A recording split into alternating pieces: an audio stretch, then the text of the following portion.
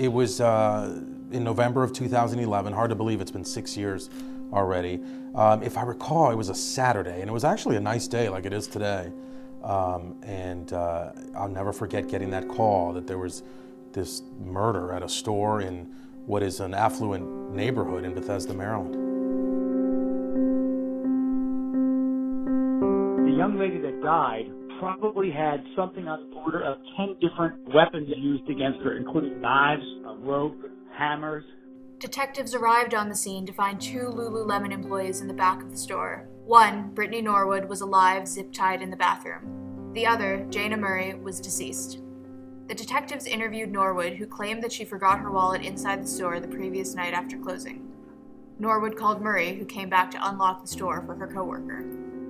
As they were leaving, they went their separate ways, and then Brittany said she remembered she forgot her wallet and then she needed a Metro card to get home. So she called Jana and said, "Hey, do you mind meeting me back in the store?" Because Jana was the only one with a key. And said, "Can you meet me back in the store and so I can get my Metro card?" She said they went back in the store, opened the store, turned off the alarm, went inside, looked for her Metro card, looked for a wallet, couldn't find it.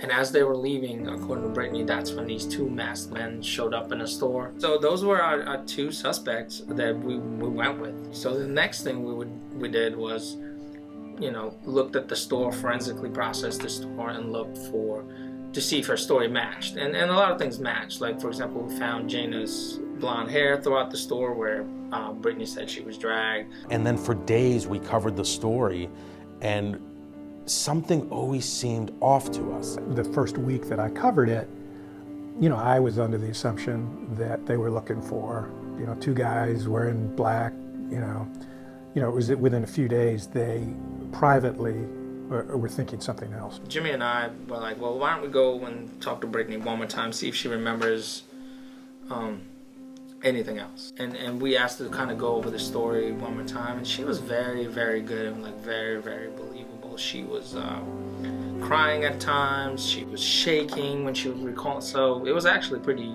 hard to interview her.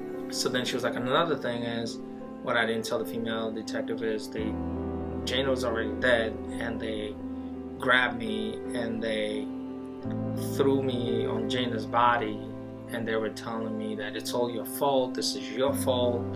I remember looking back and I'm like, this almost sounds like a movie. This sounds like too unbelievable. As the detectives investigated, they realized Norwood's account of the crime was implausible. She was an increasingly suspicious character in the case. She was laying on top of blood and rocks and broken glass from bases. But her bag, we later photographed her bag, her clothing, there was no blood transfer from the floor onto that. So that indicated to us that she laid on top of all that stuff after it was dry. The night of the crime, Murray's car disappeared from in front of the store. A few days later, it was found a mile away. Forensic analysis revealed traces of Norwood's DNA in the car. However, when detectives asked Norwood if she had ever been in her coworker's car, Norwood claimed she hadn't. I think Brittany killed her. I don't think there's any bad guys. I think she did it all on her own. But to implicate her for the murder, they would need to find her motive. It was late at night. It was just those 2 in the store. And she was trying to steal stuff. She was trying to, sneak stuff out in her bag. And Jana caught her.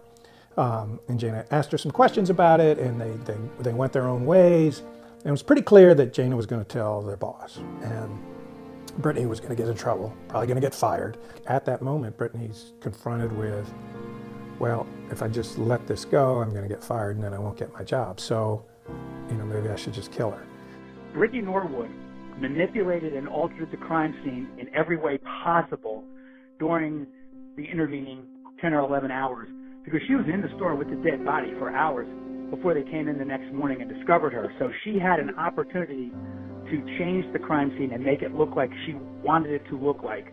We needed more information from her, so we invited her for a couple of other interviews just to kind of try and catch her in more and more lies. She indicated that at some point in time, and she had left this out of the story at the beginning, the attackers asked her to move Jana Murray's car and then demanded that she come back without telling anybody. What's even more ridiculous is that the 2 bad guys were so trusting of her that they waited for like 10, 15 minutes, and we're like, oh, I hope she doesn't go to the police. And we confronted her with that, and finally we're just like, look, Brittany, like, we know, like, something happened to you and Jana, so why don't you tell us? And at that point, she kind of shut down. So we ended up arresting her that night. I always remember the week after when police kind of gave us a tip that, hey, something big is going to be announced here. They call a press conference saying we've made an arrest. And I'm scrambling around on the phone saying, who is it, who is it? And I was told about an hour before the press conference that it's the coworker. And I was shocked, you know? And as the news broke, and just the looks on people's faces was just utter shock. The entire community was really taken aback in what can be described only as like a Hollywood twist. For a week, this community is rallying behind this family. I mean, literally helping look for these men, and it was all a lie. The most difficult thing is to try to figure out Brittany Norwood. You know, what is her deal? Even though she was a young woman and it sounded like she had the potential of having a bright future, she converted into this monster. It was just a cold, calculated, well, let me just kill her so that I can go on with my life. And I think that you can only do that if you're a psychopath. So by the time the trial came in this case, it was pretty clear that Brittany Norwood was guilty. I mean, the evidence against her was overwhelming. She was actually arrested for the murder of Jana and was found guilty by a jury of having murdered her in about 18 minutes. And she received a sentence of life without the possibility of parole. And I did think of something that Jana's mom told me, and Jana Murray drank Diet Dr. Pepper.